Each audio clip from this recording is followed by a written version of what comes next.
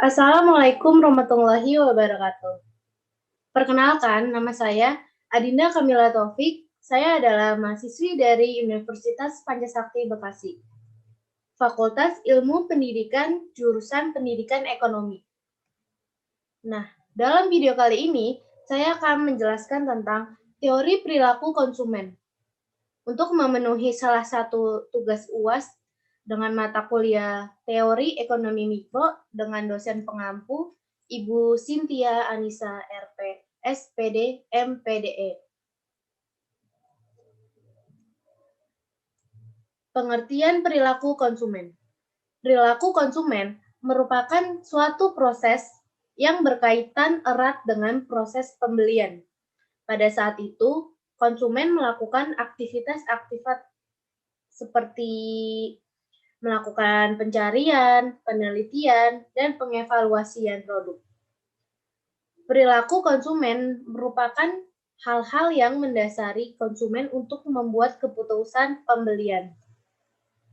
Nah, berikut ada beberapa pengertian perilaku konsumen menurut para ahli. Yang pertama ada menurut Mowen.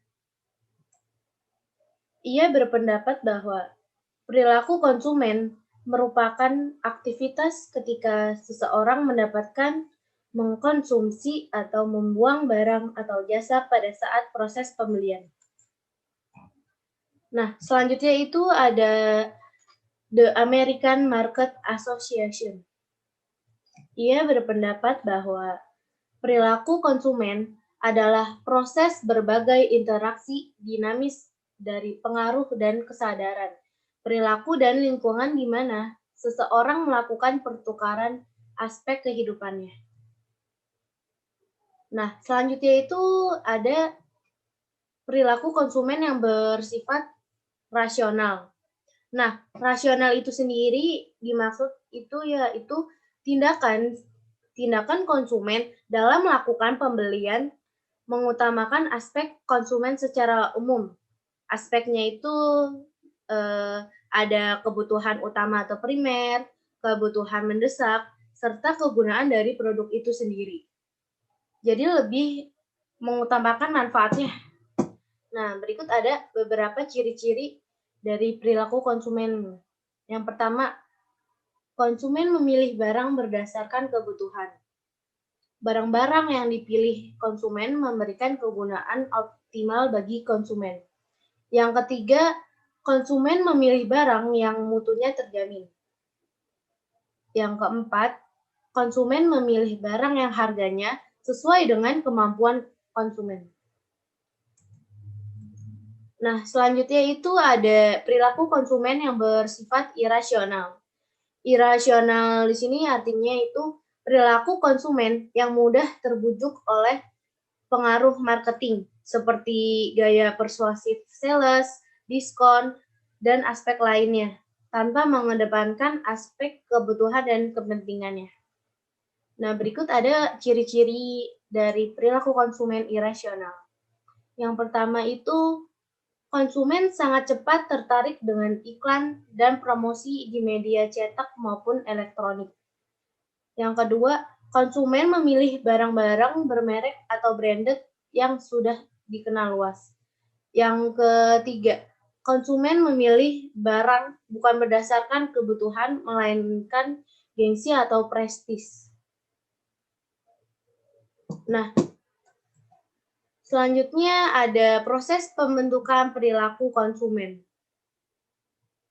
Nah, yang pertama itu ada pengenalan masalah.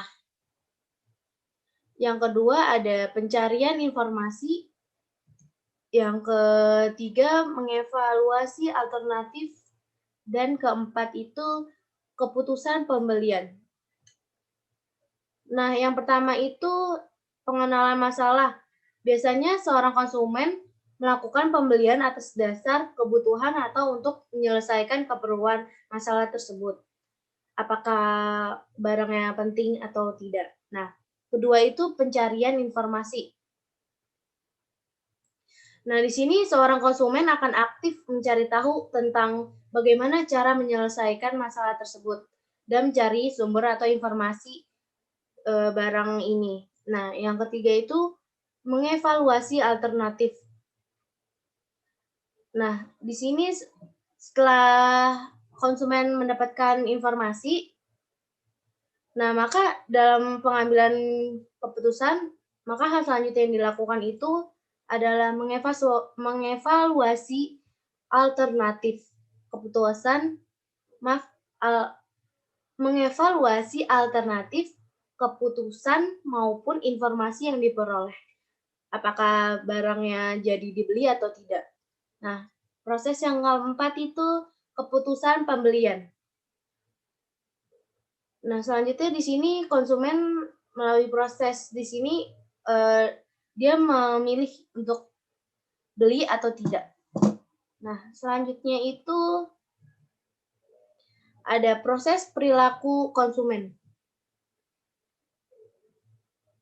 Yang pertama itu ada pendekatan interpretif. Pendekatan interpretif di sini menggunakan teknik wawancara yang dilakukan secara mendalam dan menyeluruh. Selanjutnya itu ada pendekatan tradisional.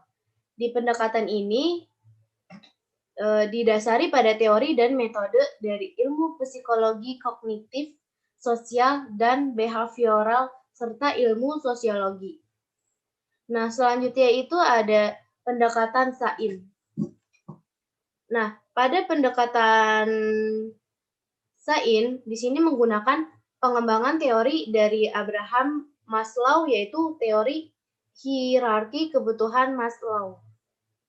Teori tersebut berisi tentang hierarki kebutuhan manusia yang kemudian diuji coba dengan model ilmu matematika. Nah, pendekatan ini melakukan pemasaran yang didasari pada teori dan metode dari ilmu. Ada ilmu ekonomi dan juga ilmu statistika. Cukup sekian penjelasan dari saya. Mohon maaf jika ada penjelasan yang kurang dimengerti. Wassalamualaikum warahmatullahi wabarakatuh.